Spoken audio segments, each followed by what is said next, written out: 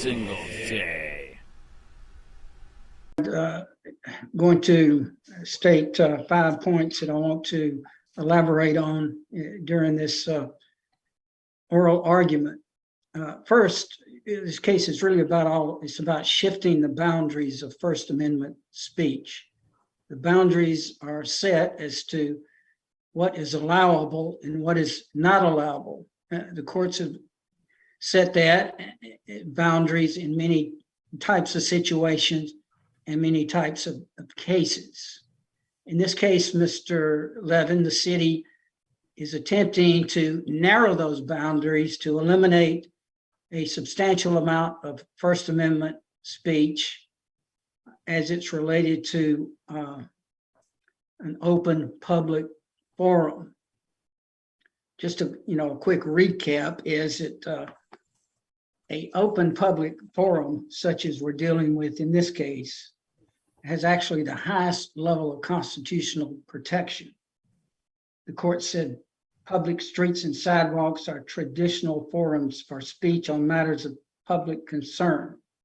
Therefore, as the court acknowledged, they hold a special position in terms of First Amendment protection.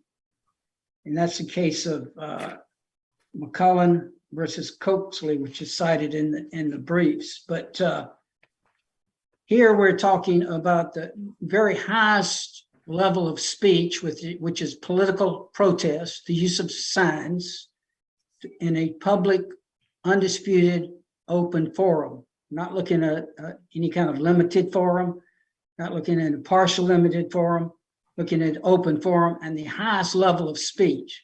So in this type of scenario, the boundaries, the courts have set the boundaries as in order to continue the private to public discourse, have set the boundaries as wide as possible.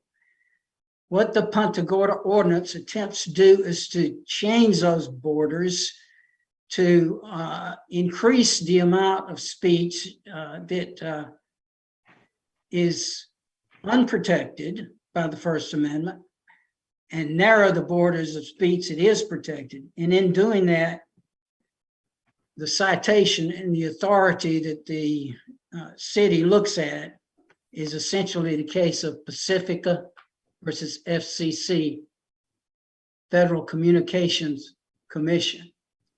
And in that particular case, as I will go George Carlin case, right? That's it.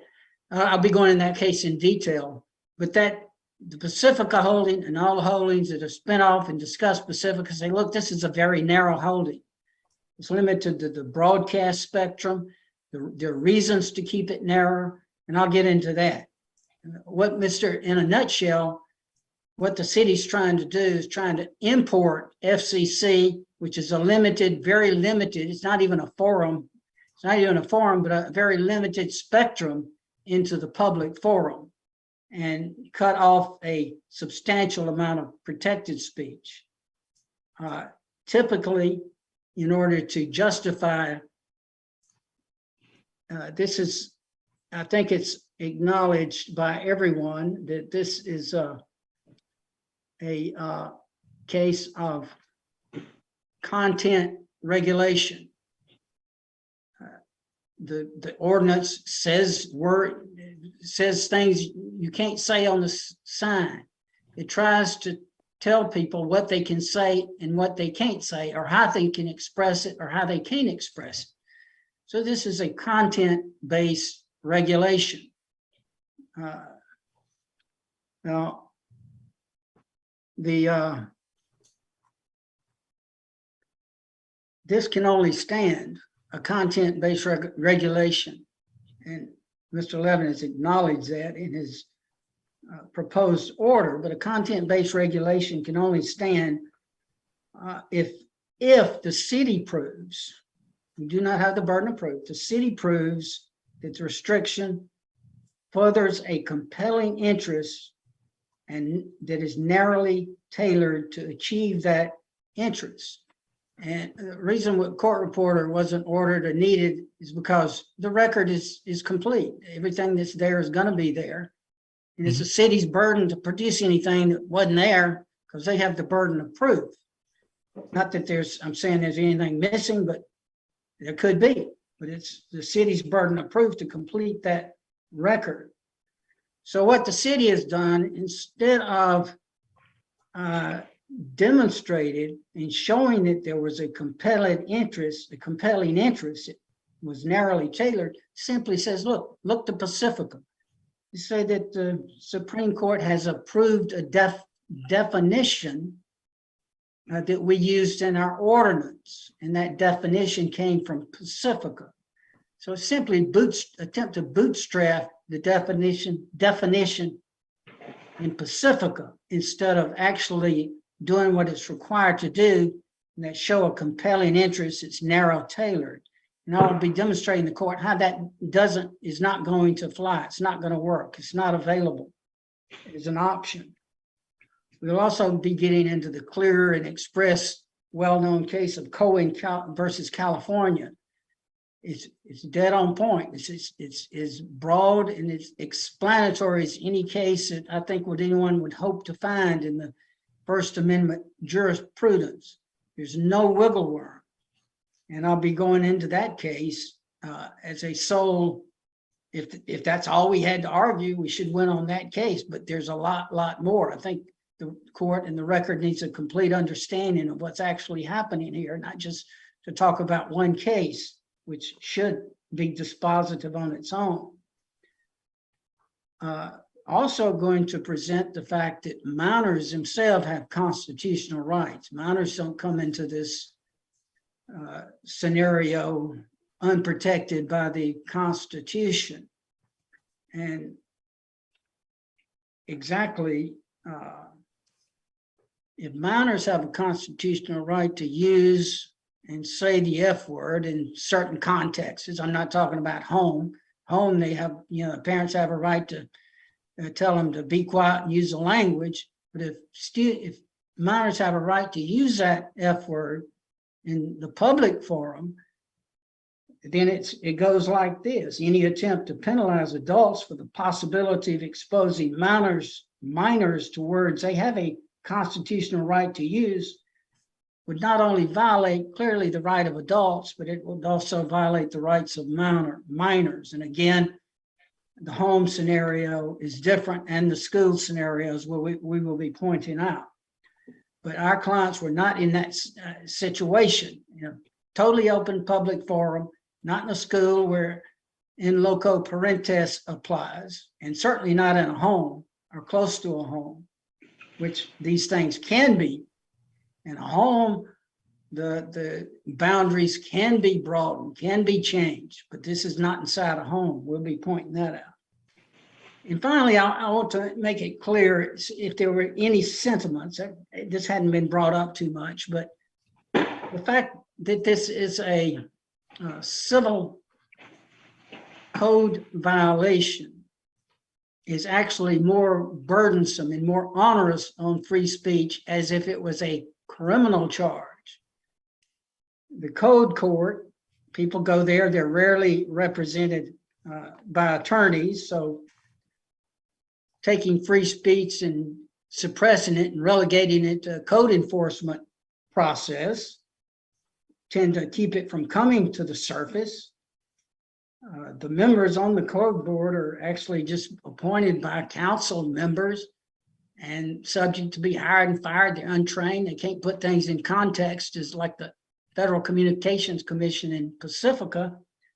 In fact, one of the code members in this particular, that's not on the record, but it's also at that level, a person cannot raise their constitutional rights as a valid defense. Cannot. So in order to get to the first instance of this case requires your honor and an appeal. It requires being able to locate an attorney that's willing to take it, pay a filing fee. So there's an automatic penalty. In a criminal case, hey, the proponent would have the benefit of a presumption, beyond a reasonable doubt. It'd have a lot of actually better protections. The appeal process in this case is very onerous. It's not streamlined. It's not set up online. We had to jump through many, many hoops just to get to this court. Why is that? I don't know. You know, I pity poor code people who have to get code violated. And also the fines are very onerous. They can be up to $5,000 per day. In this particular case, one of them, the code just kept, the code board just kept fining them and fining them and fining them because they didn't pay. So these fines can be very, very steep. So the point I'm making here is the fact that this is not a criminal case makes no difference. Speech, if speech is powerful, if the right to free speech is powerful, if the First Amendments mean anything at all,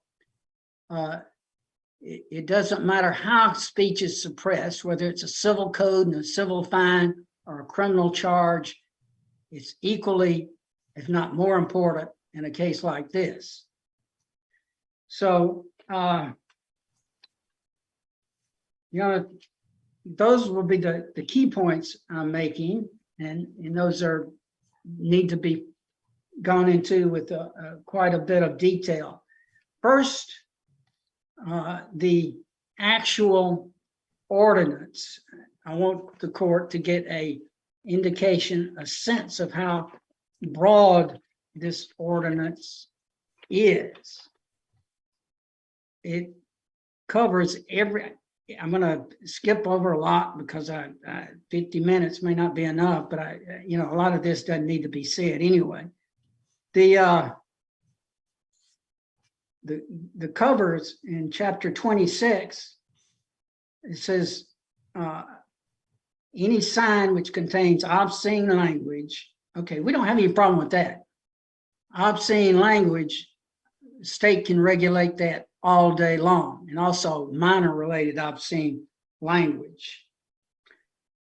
Or graphics, or any sign containing fighting words. Now, other than this is kind of vague and hard to decipher, you know, fighting words are not protected by the Constitution. Or indecent speech.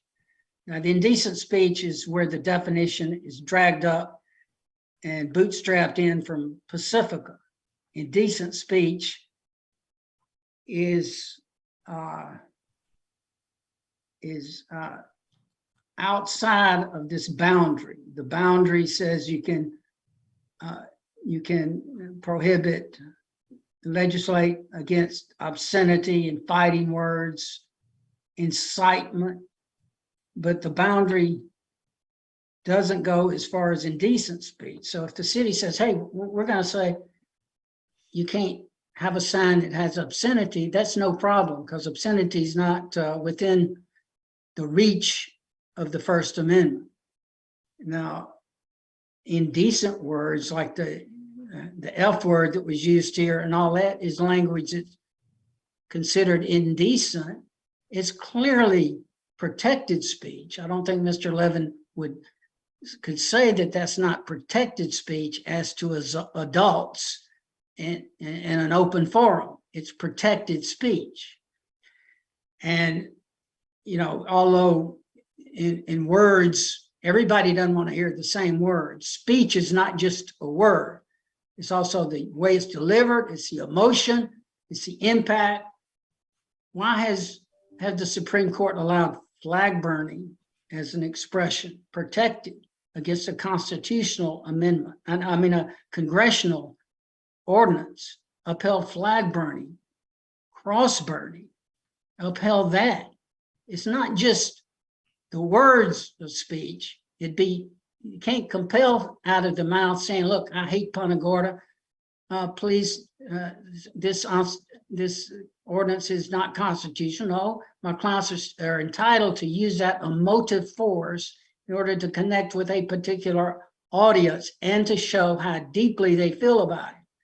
Courts have upheld signs which saying, God loves dead soldiers, and things much more extreme and much more offensive, things that will offend me. But that's the price of public discourse, that private opinions can be expressed in public open forums. That's how our government works. It's how it's founded, and that's what we're trying to protect. So in that ordinance, Mr. Levin goes on to say, rather the city goes on and defines indecent speech. In Article 11, and I'm not going to go through that definition right now, but it's primarily taken from the Pacifica case, case. Pacifica says patently offensive, otherwise it's pretty much the same. Now, this is important. Now, when the city in its answer brief filed an answer brief, and this is going to help see how broad this statute is and the reach of this ordinance, the city in arguing said this. In fact, I printed it out here especially and highlighted it. It's going to be so hard to see here. But the city said, in responding to this, says the city's prohibition would not prevent the use of signs displaying indecent speech if used at times, at locations, when or where the presence of children under 17 would not reasonably be anticipated. The ordinance said, and this is a different fact altogether, if we had to talk about the fact, says the ordinance says, which in defining the elimination said, which can potentially be viewed by children. Now, what can potentially be viewed by children in the public space, from a public space, children can be anywhere. It has a potential. Children can be there 12 o'clock at night, 1 o'clock at night, 2 o'clock at night, all night. I don't know of any public place where children couldn't possibly be there. Possibly, that's what potentially means. The statute does not say what city says is an answer brief. They say it says the presence of children would not reasonably be anticipated. That's two different things to prove, two different facts. We had no such defense. Is this an effort of Mr. Levin to broaden?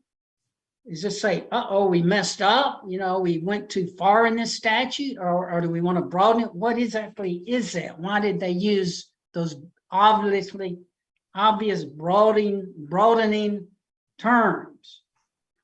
Well, I think I would submit, if we look at the wording of Pacifica itself, it says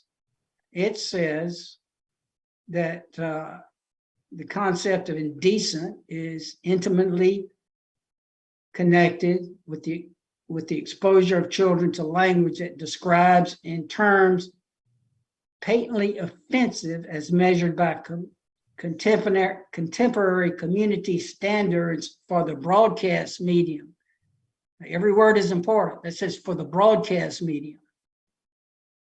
City of Fort Myers, Punta Gorda is certainly not a broadcast medium. The open forum is not comparable to a broadcast medium. We'll have more to say about that.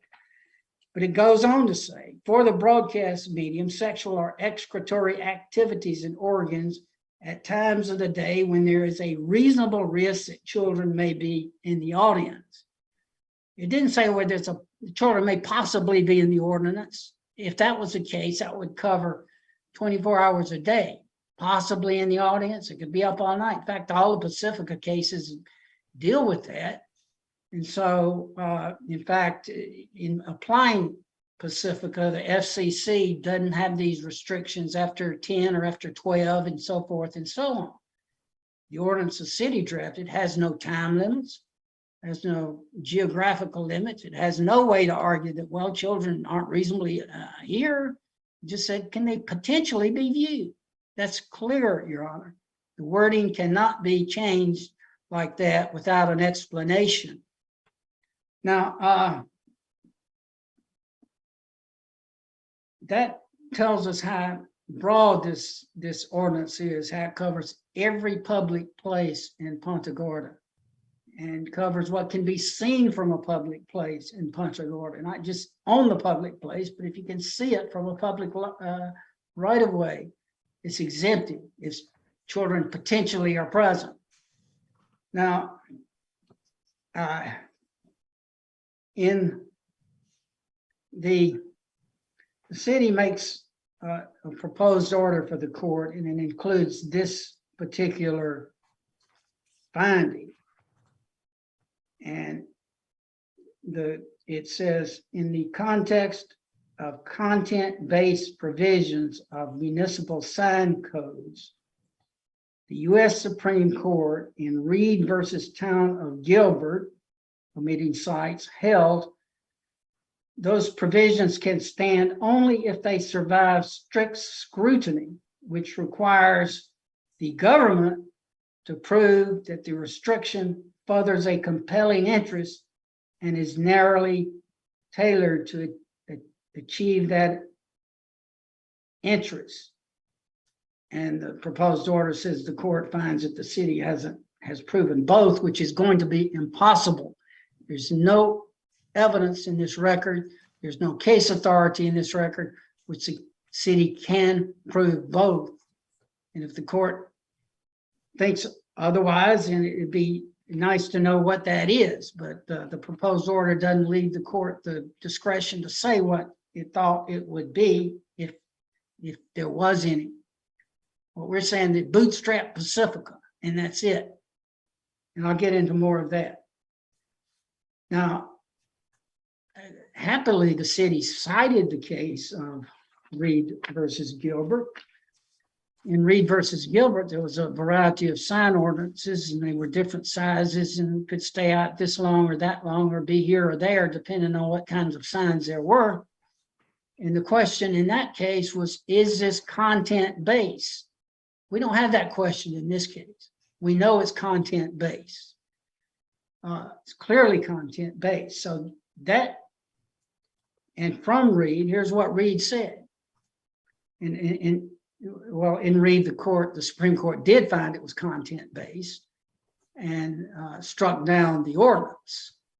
And here's what some language from Reed case, it helps define the burden of proof and the scope of review in this case. Content-based laws, those which target speech based on its communicative content, are presumptively unconstitutional.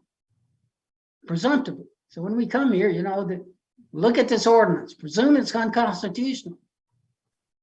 You know, like it's got to be proven that way by Mr. Levin. I'm going to prove it's not ahead of time, but it's not.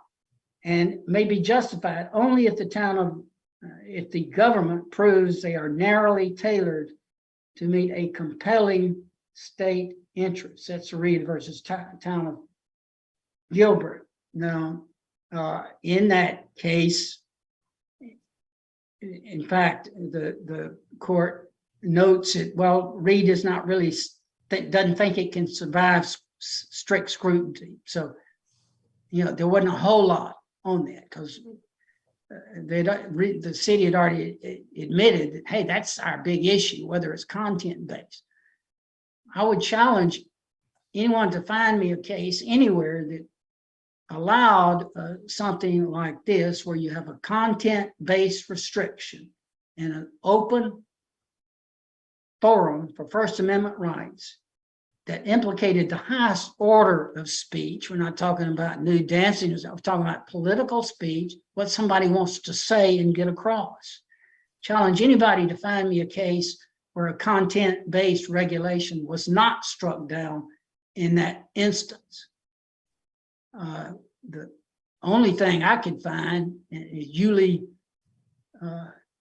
State of Florida versus Williams, Yulee, where a content-based regulation was upheld. That's in that case presented a very, very unique interest regarding whether judges can ask for personal contributions when running for office, or potential judges. And the dissent in that case, I think, was Scalia, and he wasn't happy. Or I'm trying to remember who it was exactly, but whoever the dissent was felt like it was wrongly decided very strongly. Yeah, they could have been.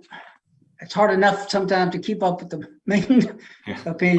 When I used to do appellate work, somebody once said, you know what that is, Mr. Gentile? That's the dissent. That's not the law. So, but I do remember that it was a pretty, and I may be wrong about who wrote it, but it was, they thought that judge should be able to ask for money, and there was, it didn't fit the legal test. Well, that could be, that would even be stronger for my case. But, now that the court know that's kind of interesting, if you look at the proposed order when Mr. Levin goes on and on and on and on about Cohen, which is clearly on point, he cites the dissent. Let me remind him, the dissent's not law. I know you don't have to remind him where I have that. But you gave me an opening, Your Honor. I'm sorry. I did. But in the Reed versus Town of Gilbert, the majority opinion says, look, assuming arguendo that the city could show a compelling interest, and they weren't saying they could, this case has got to fall, but because it's hopelessly under-inclusive. Under-inclusiveness is a hallmark criteria examination for to see whether strict scrutiny has been met. In fact, the language quoted, and there's a reason for that. He says, the case it's cited says, in light of the under-inclusiveness, the town has not met its burden to prove the sign code is narrowly tailored to further a compelling government interest. And here the Reed cites another opinion. It says, a law cannot be regarded as protecting an interest to the highest order and thus justify the restriction of truthful speech when it leaves appreciable damage to supposedly vital interests unprohibited. In other words, if there's a compelling interest, you just can't leave things undone. You've got to cover all of your bases. You're serious about removing the F word from the public discourse. How would this sign ordinance do it? I submit it's hopelessly under-inclusive. Let me give you an example, Your Honor. Suppose people are protesting in the public forum. They have a sign. It has the F word, and it mentions F some thing, and they're protesting. It's 10 o'clock in the morning. No kids around. They happen to see a bunch of kids being on a field trip. Maybe they're near the courthouse. The kids come. They say, "Oh, we don't want these kids to see the sign." So they put the signs down, and kids come up and start annoying them. Come, "Nah, let me see the sign." And then the better valor leaves these protesters, and they say, "F off, kid. Get the blank out of here." Guess what? They could be penalized for the sign that the kids wouldn't see, but they couldn't be penalized for the words that come out of their mouth. Hopelessly under-inclusive. How does a city actually plan on accomplishing this goal with just signs if they can't take the F word out of people's mouths on the street? One of the code members, and I'm thinking this is in the record, one of the code board members said, "Oh, it's okay to use it on the golf course. It's okay to use it here, but this is different." Well, yeah, I saw that. Yeah. So I think if the city did try to do that and eliminate it, God bless them, they would run into Spears versus State. Now, Spears, there used to be an actual ordinance, a state statute that said that provided any person who shall publicly use or utter any indecent or obscene language shall be guilty of a misdemeanor. Indecent or obscene. Obscene was fine, but indecent moved those borders into what's protected speech, just like the city's trying to do. The court said, struck down the ordinance and said they could not do that. And here's what the court said in Spears.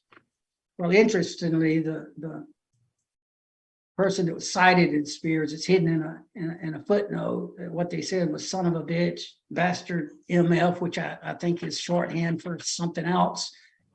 And that's what they said. So in Spears, it says any person, it goes on to say, in the present case, the standard indecent or obscene does not meet constitutional requirements because it doesn't succeed in articulating a boundary between expression which is protected and the expression which is not. There's our boundary. Didn't articulate the boundary. Obscenity wasn't protected. Obscenity, you can get rid of obscenity all day long. So the boundary between what's protected and what's not protected took place right there at one little word, and that's indecent. And that's the same word in the ordinance, indecent. So it didn't protect the boundary. It went into indecent speech. That's exactly the same thing that's happening here. Interestingly, the case went on to explain why, and they cited Cohen because of Cohen. So Cohen's not only good U.S. constitutional law, very clear, it is written there right in the annals of Florida jurisprudence as well. So I'm going to move to Cohen, and the point Mr. Levin tries to make is says this is a breach of peace case. Well, it might have had, I'll explain what that means, but let me just give a couple of paragraphs of Cohen. I know the court's read it, but it's made very clear in the Cohen case at the focus of this case that if the word "fuck the draft" was not protected, then Cohen could be convicted and charged, and it would withstand. If F the draft is not protected, unprotected, if it's on the other side of the border of the free speech doesn't protect it, it's prescribable, then the conviction would stand. Is F the draft on which side of the border can it be on by virtue of the Constitution and the free speech First Amendment? The court goes on and on and on and tries its very darndest to point out the fact that this is the words and constitutional right to use those words is what's in view. Court says state certainly lacks power to punish Cohen for the underlying content of the message the inscription conveyed, at least so long there's no showing of an intent to incite disobedience or to disrupt the draft. Cohen could not, consistent with the First and 14th Amendment, be punished for asserting the evident position of inutility or immorality of the draft that the jacket reflected. Now, the reference to inciting is that the border direct incitement, forget the name of the case, Chaplinsky or something, but nothing like that was involved here. And it goes on to say, while this court has recognized that government may properly act in many situations to prohibit intrusion into the privacy of the home. Now, this is really important here, what Cohen says about the privacy of the home. Because the court right here is drawing the distinction with Pacifica. Pacifica is all about the privacy of the home. So this language in Cohen, it's already basically anticipated perhaps the broadcast spectrum can be very, very different. But our case is not the broadcast spectrum. Ours is open forum. Now, to be clear, also, if one of my clients had painted this Punta Gorda for violating free speech on their back, and walked around with it, that would be a sign. That would be a sign under the definition. It included what's on clothes. So this ordinance of the city is a direct challenge to code, a direct challenge. I think they would say, Your Honor, reverse it, and let's start over without it. But I don't think the court has authority to reverse a clear Supreme Court decision. So, Your Honor, I think also to clear this up, sometimes we miss the footnotes in this case. So if you look at footnote 5 in Cohen, talking about an amicus brief, it says the amicus urged with some force that this issue is not properly before us, since the statute as construed punishes only conduct that might cause others to react violently. However, because the opinion below, now you're talking about the appellate opinion in the state of California, as we remember in Cohen, I guess I'm getting a little bit ahead of myself, thinking everybody knows the facts. I know you do, Your Honor. But this man, 22-year-old, it was back in the Vietnam era, he painted a sign on his back, said, "Fuck the draft." He walked into the courthouse, took off his jacket before he went to the courtroom, sat down, and I think he was there to testify for somebody. And then he took his jacket and put it back on when he left the courthouse. Now, there were women and children who were present in that courthouse. The opinion makes that clear. Women and children were present. Women and children had the potential to see this sign and could, even if you go with Mr. Levitt's term, reasonably be expected to be there. And so getting back to my footnote, that it says here that the opinion below, this case went to an appellate court in California, which upheld a conviction and construed the statute, construed it in their opinion. Now, cert was requested to the Supreme Court of California and denied by something like 4 to 5, something like that. And so then the appeal was directly to the U.S. Supreme Court to clarify what this footnote means. It says the court below, the court that construed this statute, it appears to, in effect, erect a virtual, irrebuttable presumption that the use of the word would produce the results. The statute, as thus construed, appears to impose, in effect, a flat ban on the utterance of this word. And that's what that decision, a flat ban. And that's what this ordinance has done, a flat ban. The record is clear. When I was actually the attorney at the code board, and the proof was, and I asked all the people there, the members of the code enforcers, I say, there's something in the statute defined, rather the way the definition is in the article. And let me back up just a little bit. In the definition, it says Punta Gorda defines the term indecent speech as language or graphics that depict or describe sexual or excretory activities or organs in a manner that is offensive as measured by the contemporary community standard. While it doesn't include the F word exactly, reading it to me and trying to represent them, I said, well, just the F word wasn't being used like that. Using it F Punta Gorda for destroying free speech doesn't give rise to any type of sexual innuendo. After all, people say F off, what the F, it's used as a punctuation mark all the time. And the code people say, well, it doesn't matter because the dictionary definition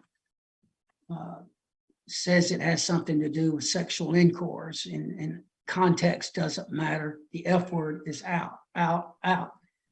So Punta Gorda has written the F word out with this ordinance as the way it's applied in this case as a pure element of protest. It would have been written off Mr. Cohen's jacket as well by this ordinance and the application in this case. But getting back to the belabored footnote, it says that basically the court created an irrebuttable presumption that if the draft would produce disorderly conduct. Now the statute reads, the first line of it, where that Cohen was prosecuted under, says every person who maliciously and willfully disturbs the peace or quiet in any neighborhood or person by loud or unusual noise or by tumultuous or offensive conduct. Offensive conduct. So what the court did and what this footnote is saying, and the statutes under footnote 1, what this court is saying, well, basically the courts below rewrote this statute, and you could take out the words offensive conduct and substitute it with F the draft. They made an irrebuttable presumption that F the draft violated this conduct. Therefore, the entire focus of the Supreme Court was on this term, F the draft. Just as if they had a statute with it written in there, they might as well have. In fact, it's more onerous to have it written in there because we have this chilling effect.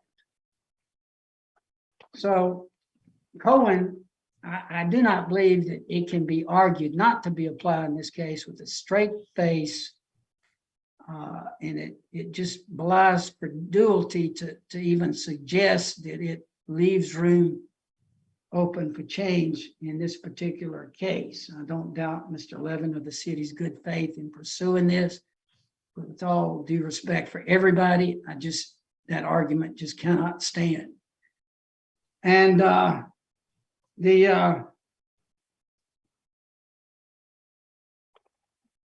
court went on. I think it's important. I don't want to belabor Cohen, but they went on to point out is what I was talking about. It talks about privacy, okay, and those borders. It's not only it's different. The reach of the First Amendment is different. You know, it'd be different on federal public property. It would be different on private property, and it's certainly different in the privacy of one's home. Cohen made that clear. He says, listen, it says, while this court has recognized government may properly act in situations to prohibit intrusion in the privacy of the home of unwelcome views and ideas that cannot be totally banned from the public dialogue, we have at the same time consistently stressed that we are often captives outside the sanctuary of our homes and subject to objectionable speech. The ability of government consonant with the Constitution to shut off discourse, solely protect others from hearing it. In other words, dependent upon a showing of substantial privacy interests. In other words, I say, look, if you're going to cut off discourse, if you're not going to allow the F word, you can do it, but it has to be focused on a substantial privacy interest. Can't do it in a public forum. So it's certainly not understandable that Pacifica allows that indecency, allows that boundary to be different than it is in an open forum as it is in this case. So that takes us to the Pacifica case. And the Pacifica is in the answer brief, the city says, and it's what I'm trying to get across, that their reason, we said, accordingly, the city sign code is not unconstitutional because it extends the definition of obscenity. It extends the definition of obscenity, the sign code, because it extends the definition of obscenity. It says the sign code is constitutional because the definition of indecent speech is consistent with terminology approved by the Supreme Court. Now that's reference to Pacifica. Supreme Court in no way, no how, in no fashion approved an indecency definition that could be transported, bootstrapped into the public forum. But that's the entire argument. That's the entire interest that Punta Gorda has shown, has tried to show. The answer brief goes on to say, similar to the FCC regulations held to be constitutional in Pacifica, the provisions in the city sign code relating to indecent speech are content-based. So they're admitting right there, theirs is content-based. Also similar to FCC's actions in Pacifica, the city regulations were enacted pursuant to a compelling governmental interest in protection of children. So that what city is trying to do is to all of its burden, all of the burden that's placed upon the city to justify the ordinance consistent with the First Amendment, focus on Pacifica. Nowhere else is transported. They're assuming that the Pacifica compelling interest, as they argue in the broadcast spectrum, is transportable to the public forum, and it's just not. And I'm going to go into Pacifica into some depth because that's what it is. Let's take this definition of Pacifica, let's write it in the code, but it can't do. That's the borders cannot be shifted like that. Based on a case, it is limited to a certain broadcast spectrum. So actually the Pacifica case, yeah, it was the George Carlin monologue. They were discussing contemporary attitudes toward language, and the Pacifica was not a public broadcasting, but a public interest broadcasting station. And in the course of this 2 p.m. discussion, they played George Carlin's 7 Dirty Words. It's pretty dirty. It's a lot dirtier than anything in this case. And there wasn't much said about it. It's a one person complaint. And that one person's complaint ended up with the FCC. And the FCC took that complaint and wrote up a declaratory memorandum and opinion. There wasn't a regulation. That's not what happened. There was no regulation struck down. It was a declaratory opinion and order, similar to, I guess somewhat formatted like the one I provided under the Saving Private Ryan. And so, not that makes that great deal of a difference, but it might in some context. So here we have this declaratory order. And it gets quite complex where the FCC, and we got to understand that the broadcast spectrum is really different than an open forum. The broadcast media, in fact, nobody can enter it. No party can enter it. No broadcaster can enter it unless they have a license from the FCC.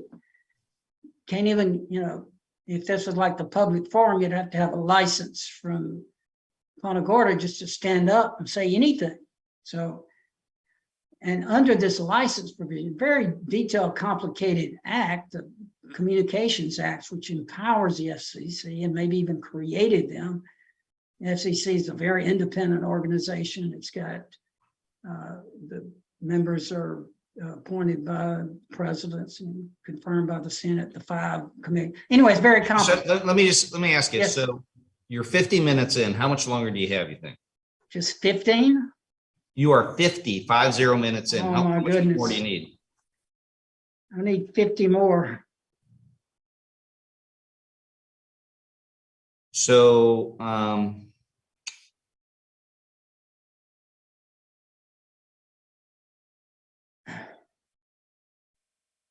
Mr. Levin, rather than him stopping, you doing 10 minutes and then, starting the whole process.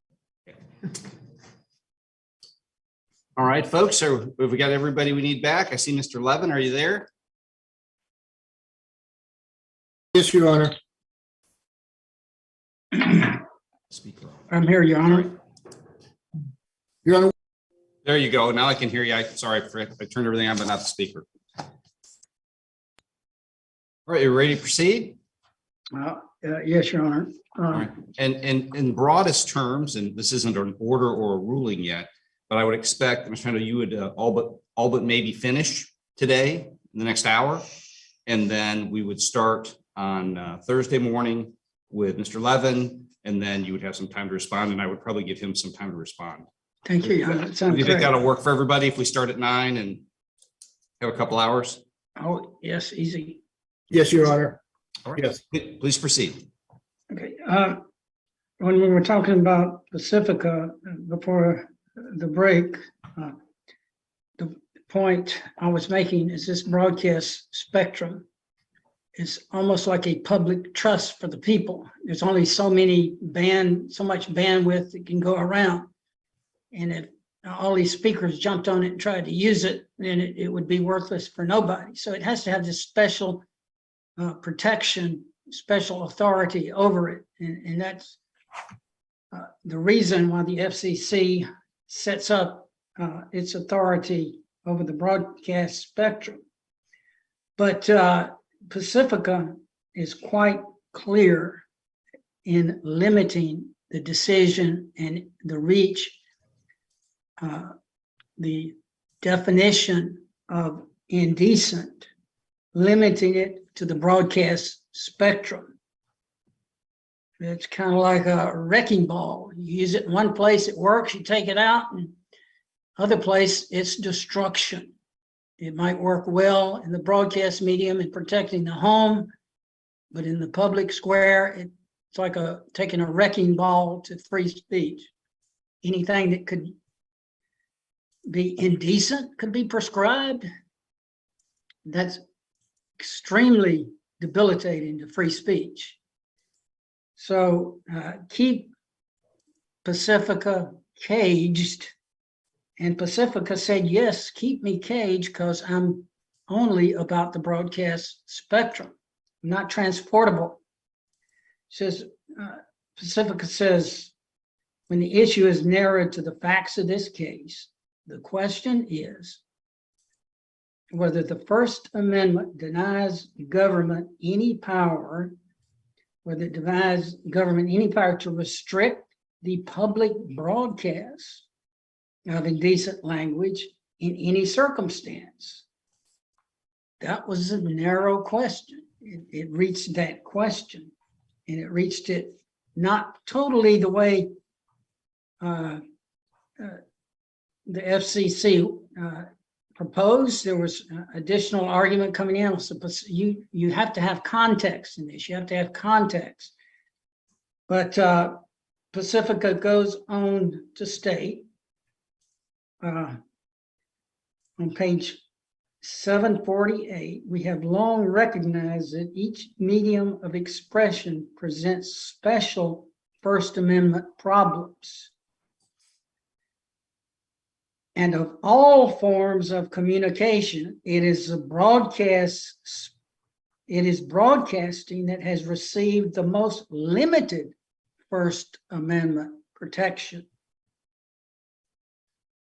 And it goes on to say, thus, although other speakers cannot be licensed except under laws that carefully define the narrow official discretion, a broadcaster may be deprived of his license and his forum, and his entire forum, if the commission decides that such an action would serve the public interest and convenience and necessity.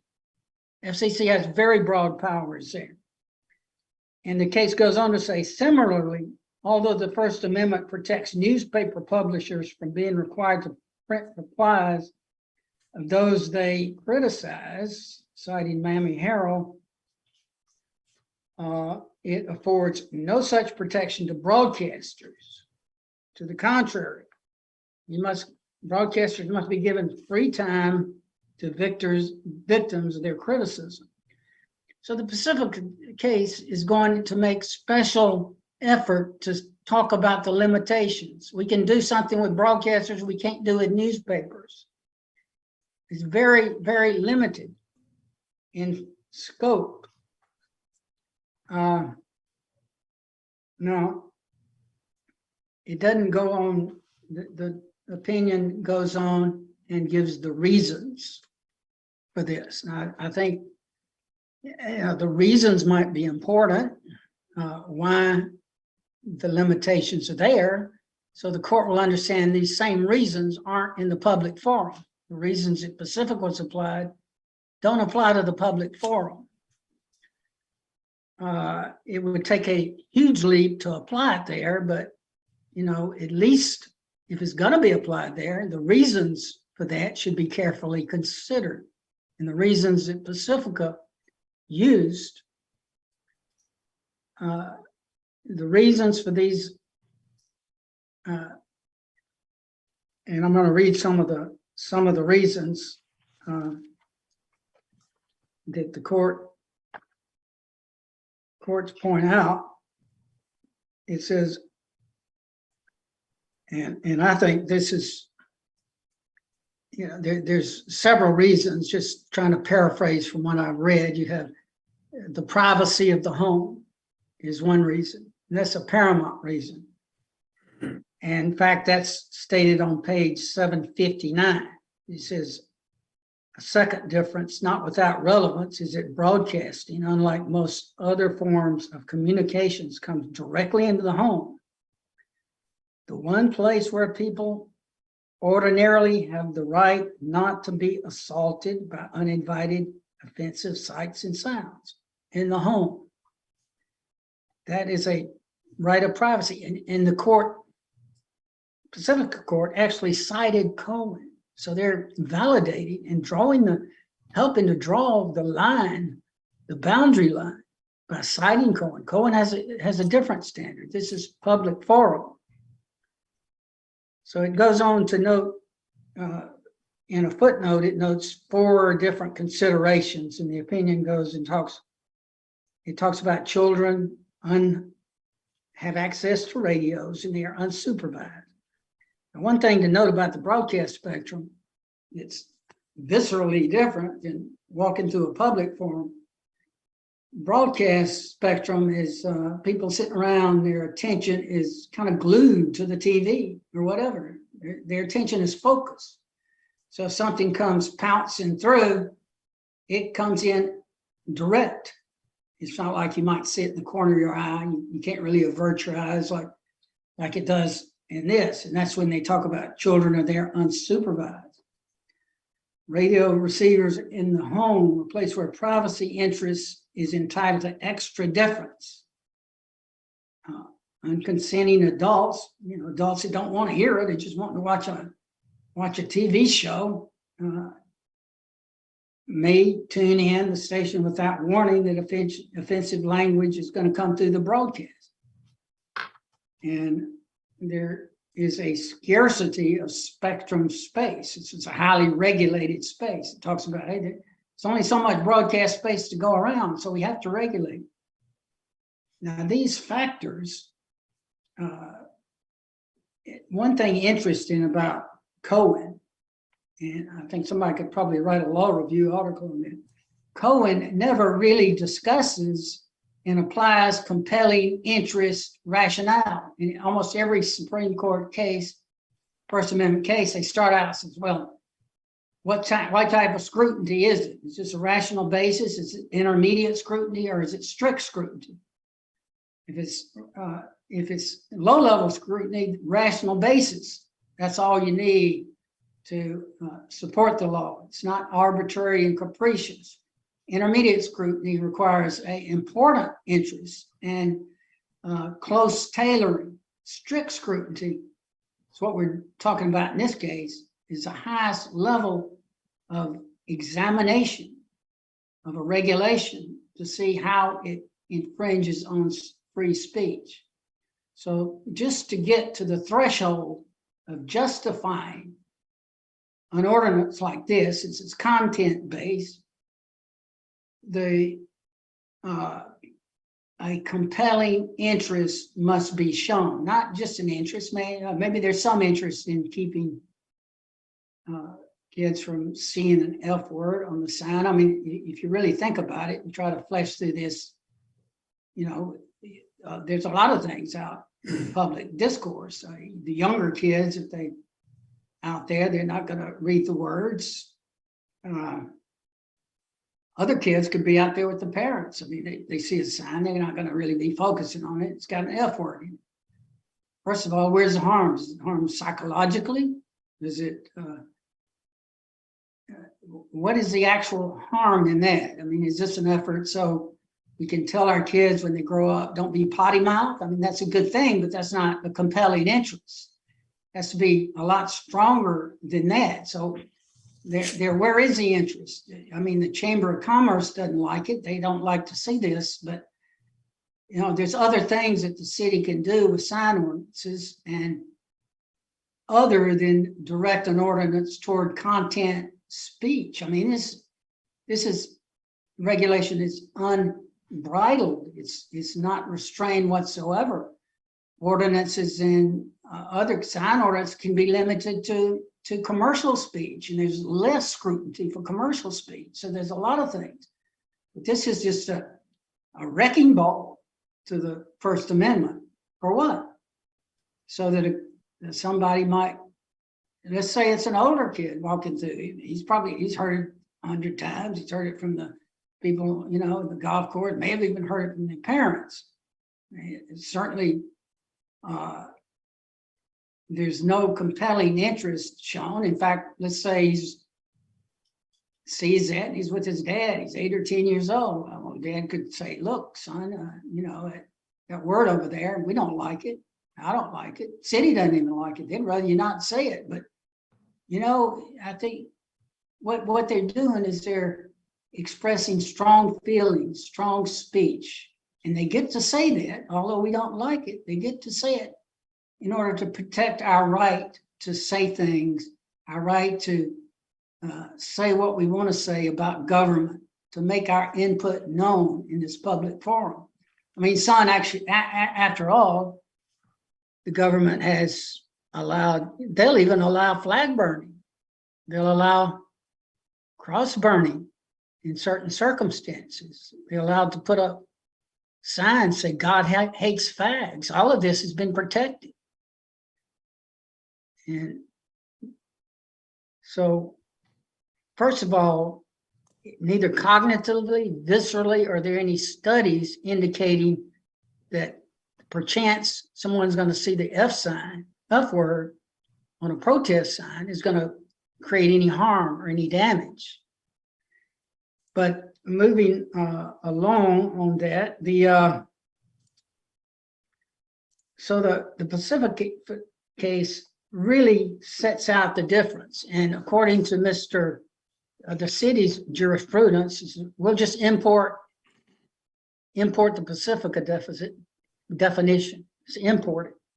Well, Pacifica didn't even, you know, had multifactorial reasons for upholding the limitations on free speech. It wasn't simply for children in the home, and all of these. It wasn't a compelling, it never determined specifically there was a compelling interest. And back to that law review article, if somebody read Pacifica, they would not find that strict jurisprudence. It just says, it just finally concluded that FCC has this authority. FCC has this authority. So we import this and claim that's our compelling interest. Now,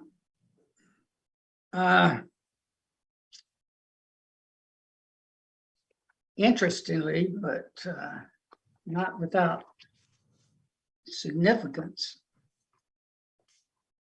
is that when the city imported it, so importing Pacifica, the definition changes the borders, pushes the borders back to what can be said, restricts more speech than what ordinarily would be said. So it's moving those borders back. And in the public forum, now, the city actually moved the borders farther than Pacifica did, quite a bit farther. It's not the same forum. It's a much more open forum. It's much less restricted.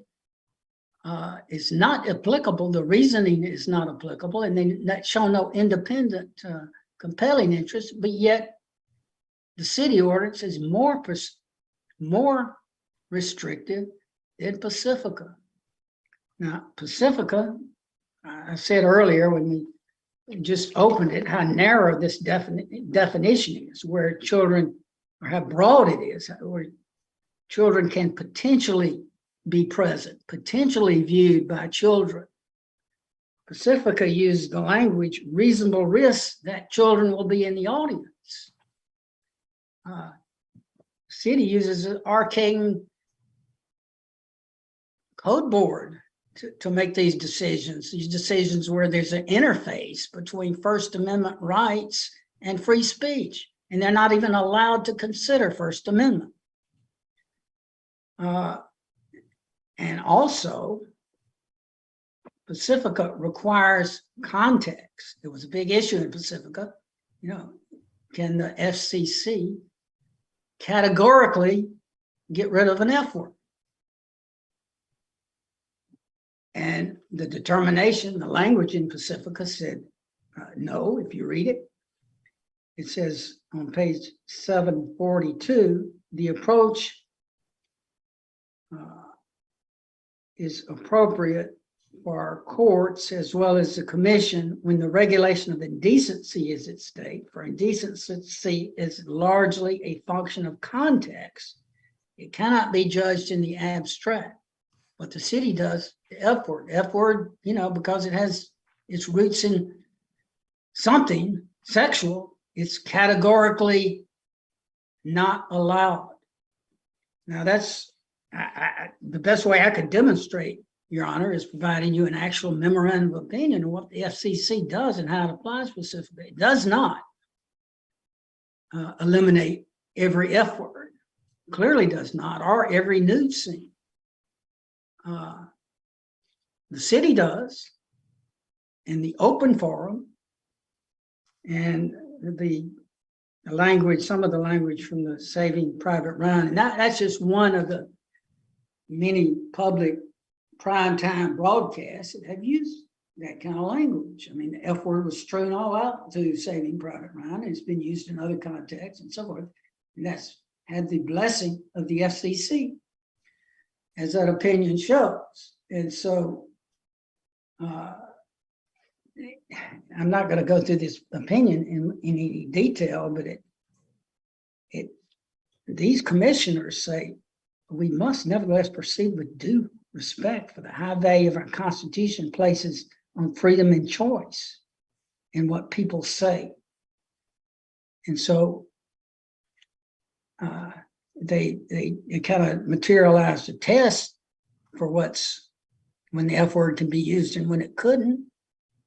And, you know, if it's repeated a lot, or if it's used in a clear sexual manner, whether or not it has social scientific value.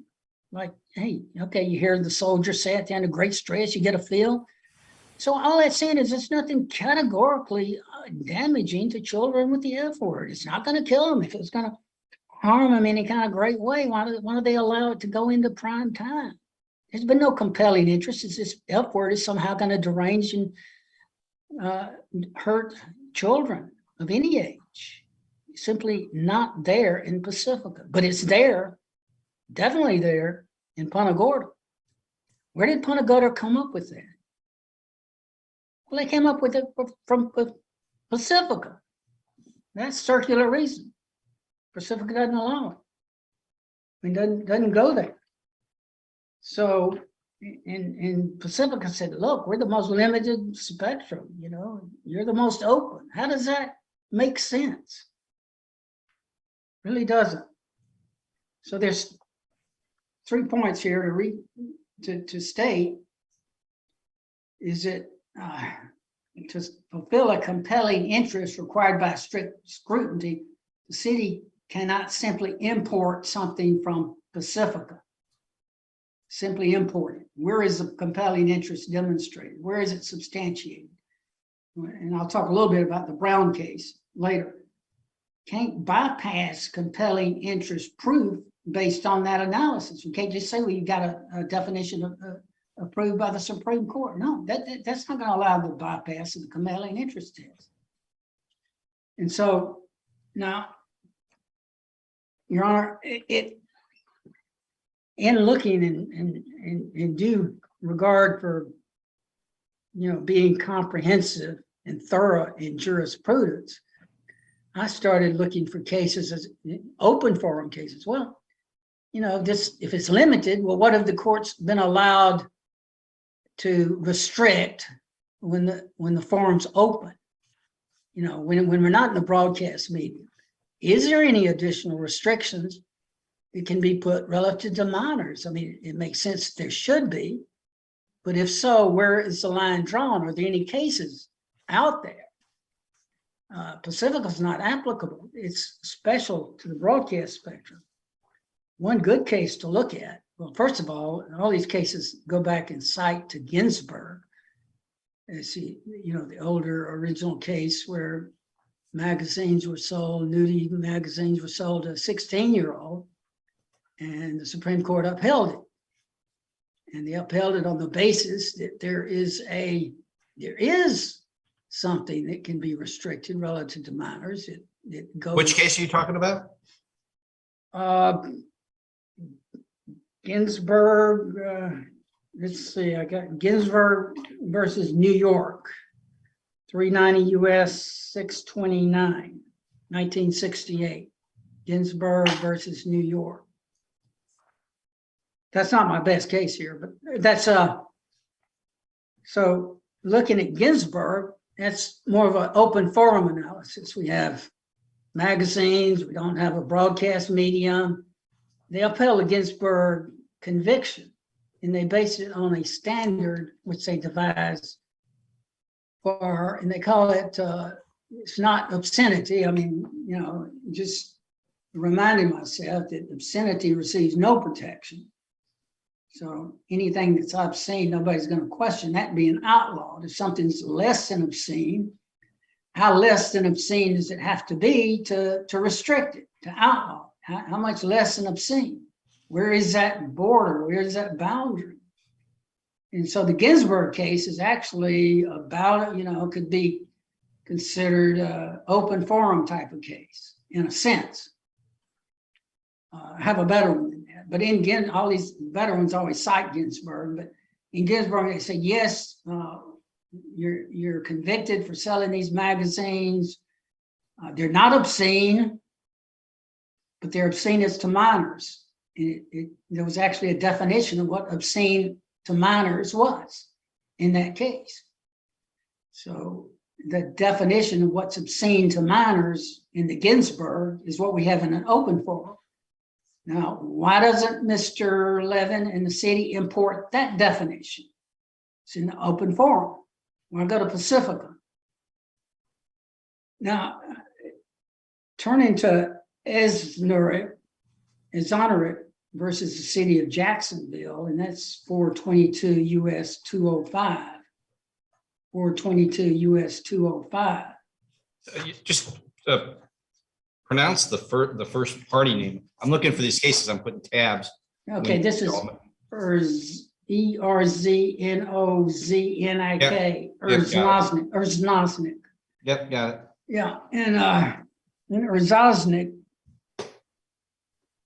what they had there is a nuisance ordinance, and they made it a punishable offense for a drive-in movie theater to exhibit films containing nudity when the screen is visible from a public street. I'm old enough to remember those drive-in theaters. Don't know if the court is. But It seems like a good time to plead the fifth. so, but this case out of Jacksonville, they made it illegal, you know, to show nudie type of R+ rated films there that could be seen from public ways. Now, this ordinance says, hey, you can't, it talks about the public ways. If you can see a sign with the F word, you can get penalized under this city ordinance from a public right of way. It's right there in the ordinance. If you're in a public right of way and you see somebody putting up a sign on their property, on their yard that has the F word on it, F Biden or F Trump or whoever F they want to protest, if it can be seen from a public way, even if they're on private property, then penalized under the Punta Gorda ordinance. Now here, if you could see a drive-in theater from a public street or from a sidewalk anywhere, if you could just see it, it had these on it. So the court struck that down in Zosnick and struck that ordinance down. And here's what the court said. It says, it's well settled that a state or municipality can adopt more stringent controls on communicative materials available to use than on those available to adults. Okay, we don't quibble with that, but where is the border? That's a quibble. It's not Pacifica. It's well settled that a state can adopt more stringent. And they cite Ginsburg because Ginsburg also dealt with kind of an open forum. And it goes on to say, nevertheless, minors are entitled to a significant measure of First Amendment protection, citing some cases, and only relatively narrow, well-defined circumstances may government bar public dissemination of protected materials to them. That's materials protected by the First Amendment. Only in very well-defined and narrow circumstances can they bar these materials from being viewed by minors, and consequently penalizing adults for displaying them. It says, in this case, the ordinance is aimed at prohibiting use from viewing the films. The restriction is broader than permissible. The ordinance is not directed against sexually explicit nudity, nor is it otherwise limited. Rather, it sweepingly forbids display of all films containing any uncovered buttocks or breasts, irrespective of context or pervasiveness. Thus, it would bar a film, given the outlier examples, it would bar a film showing a baby's buttocks or nude war victim or other cultures nude, a newsreel. He says, nor can such a broad restriction on speech be justified by any government interest pertaining to minors.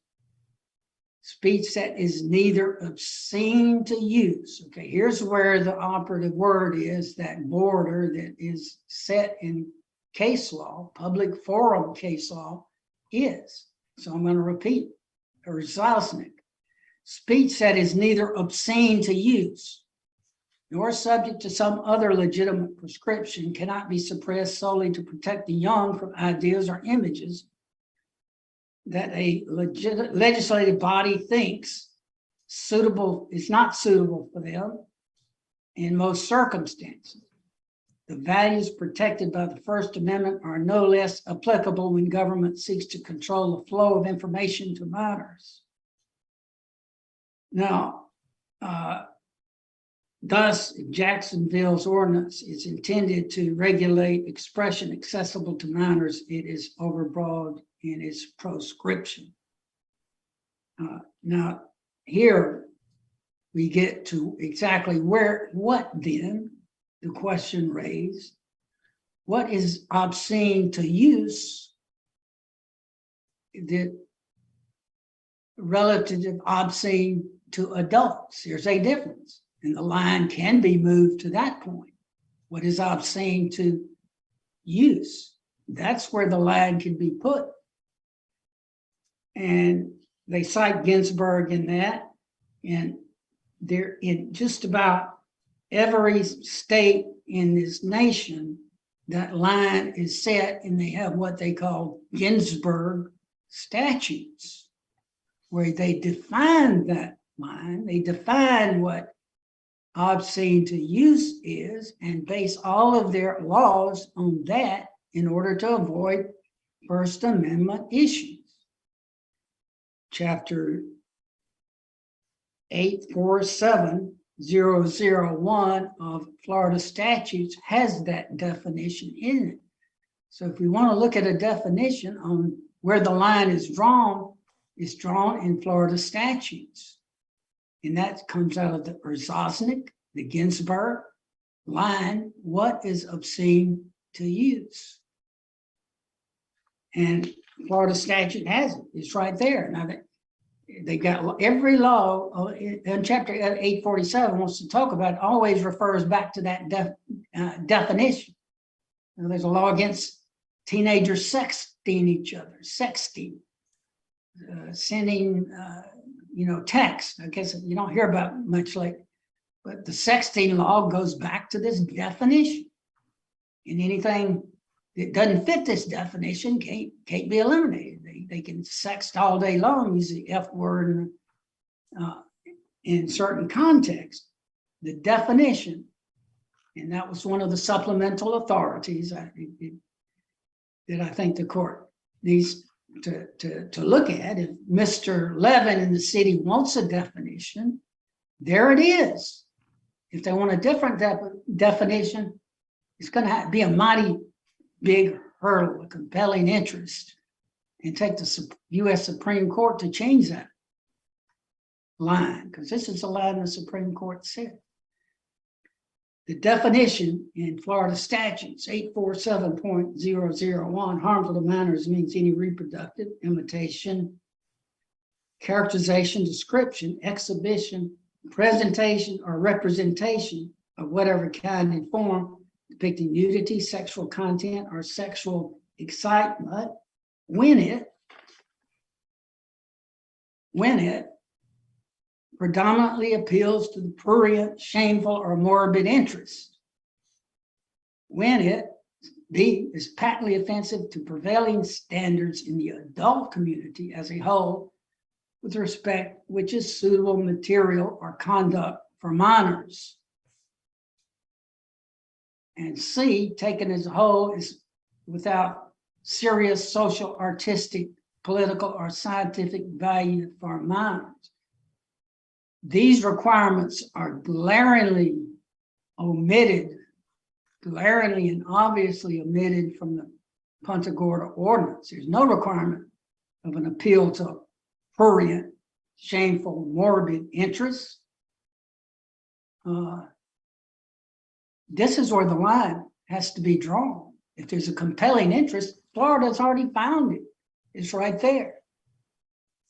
It's not in Pacifica, or it's not in, some other thing. Now, let me share this with you, and it's very important.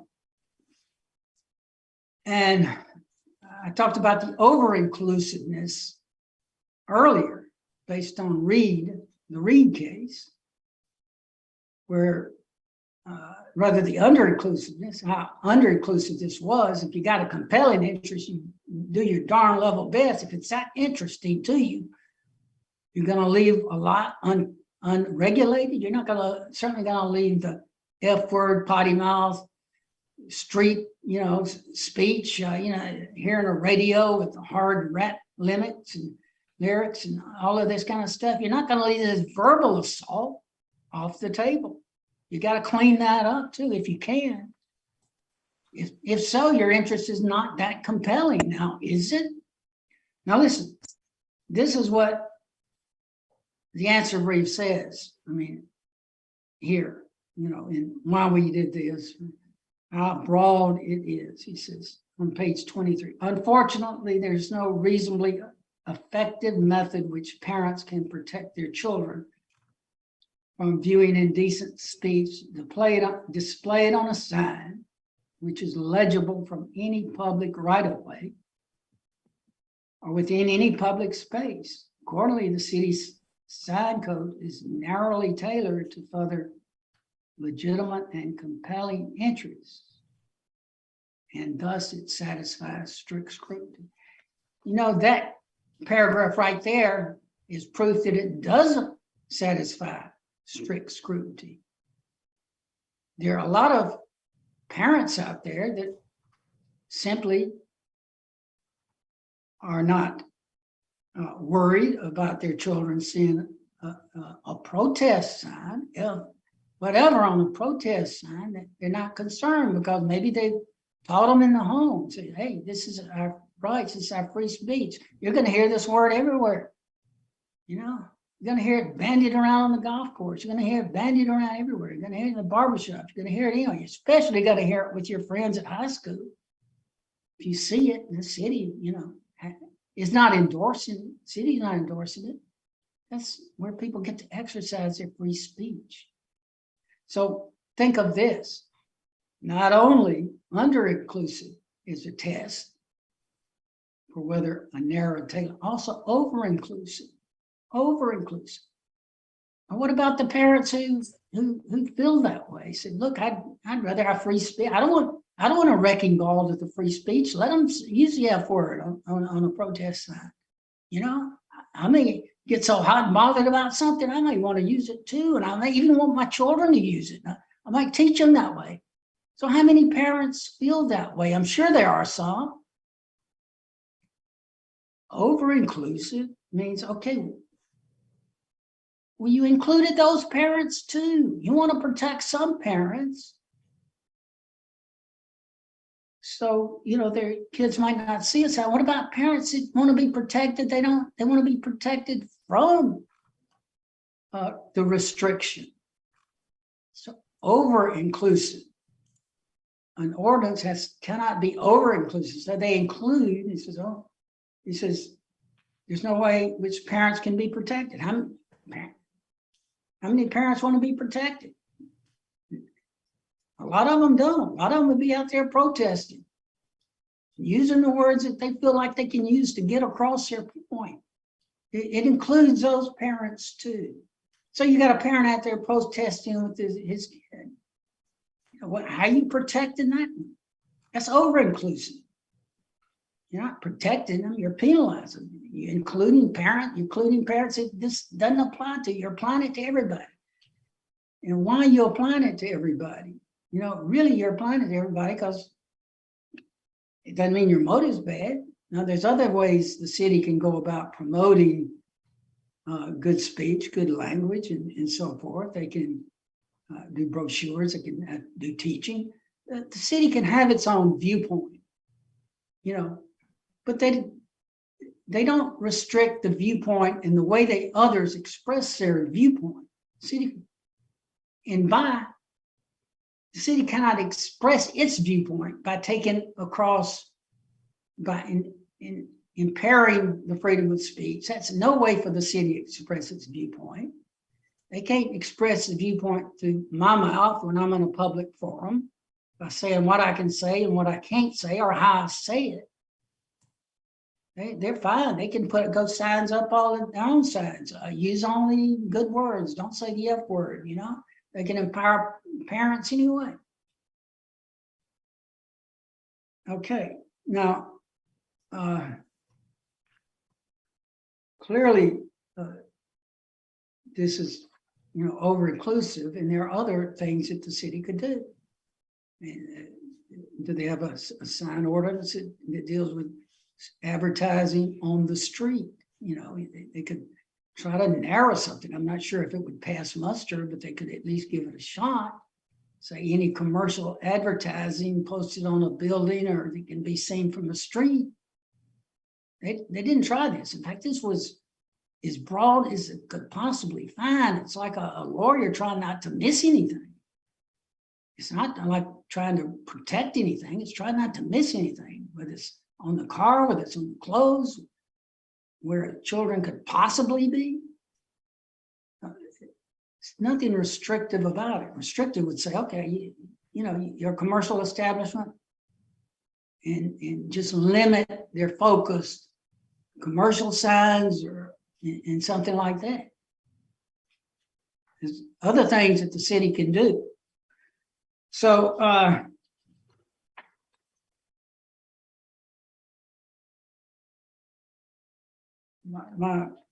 better speed along because time really flies when you're having fun. But minors have constitutional rights too. We've made that point, but we hadn't made it as strongly as I want to make it here. And we know minors have constitutional right. Or Zosnick tells us, Cohen tells us, Tinker, the armband case, protest case tells us. What's the new cheerleader case? And that's what I'm going to. That's Mahoney Area School District. And that's 141 Supreme Court 2038.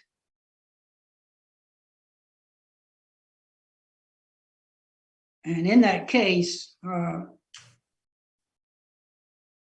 cheerleader. You don't have to give me the facts. There's no court order, and I read it, so I remember that. Okay, great. But the gravamen of the case is that does Tinker apply outside of school? And they said it does to a limited extent. Tinker applies, so the school has some regulatory authority, but only so far. And why Tinker applied, and there's another case cited by the appellant where a young guy gave this provocative speech, and it wasn't expressive words, but it was very, very explicit imagination. That was directly in school, and so they allowed that to be outlawed. That speech and other things was directly in school. She was outside. They tried to tie in the cheerleading program with the ability to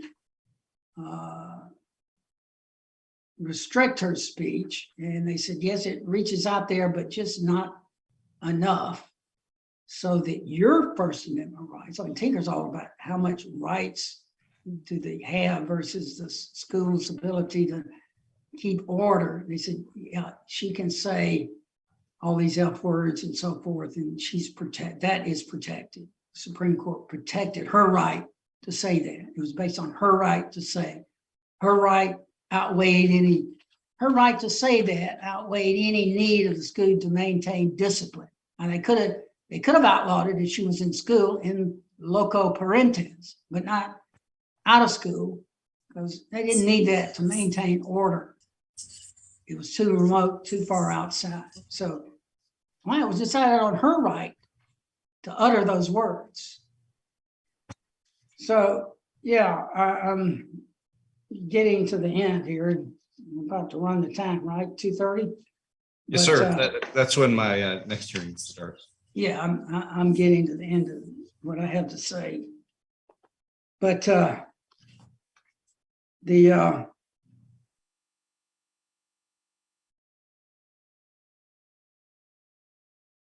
there is a final issue that we talked about, and that's, you know, and this goes beyond the constitutional issues, but it's all the same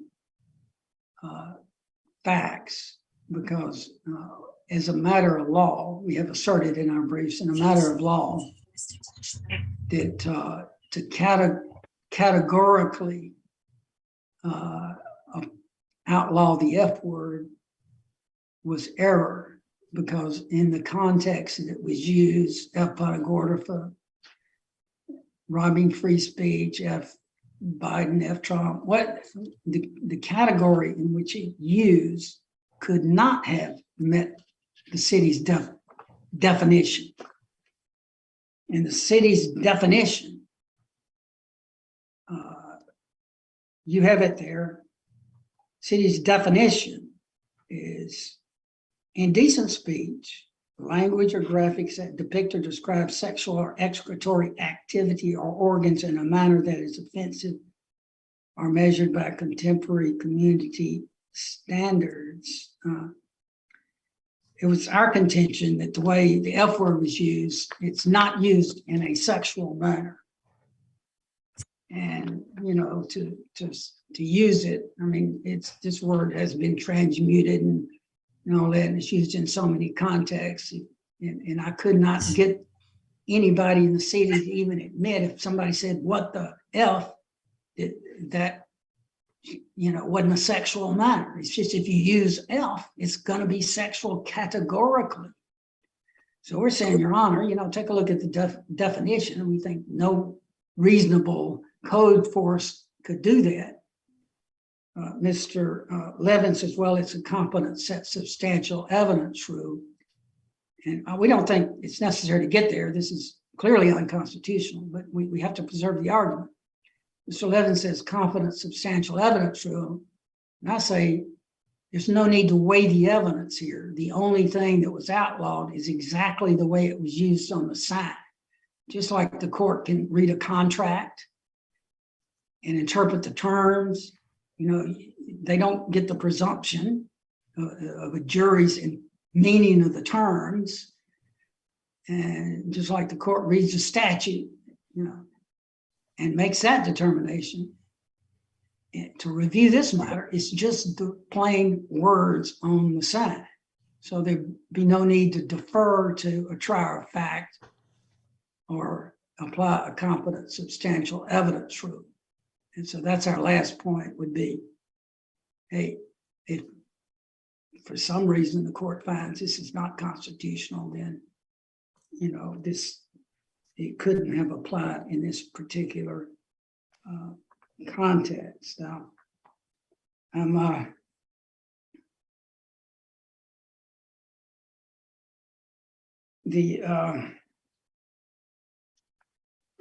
there is a whole lot of effort being made. What the city is asking here is, you know, to apply an entire paradigm shift to the role of Punta Gorda, the whole paradigm shift. Punta Gorda, as part of city government in general, the duty to protect constitutional rights is there in open forum.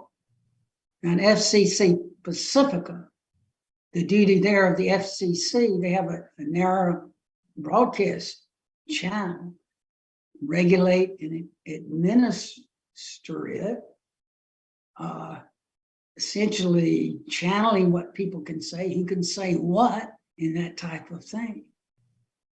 So in order to bring that type of system into Punta Gorda, they would have to have a regulatory agency that, you know, look at the public forum as if it was a broadcast channel, and it's not benches and stairs and sidewalks and in places where people can interchange and exchange ideas. Yet it's a broadcast channel where broadcasts continually come. So if Punta Gorda says, hey, that's not ours. That's not ours to regulate.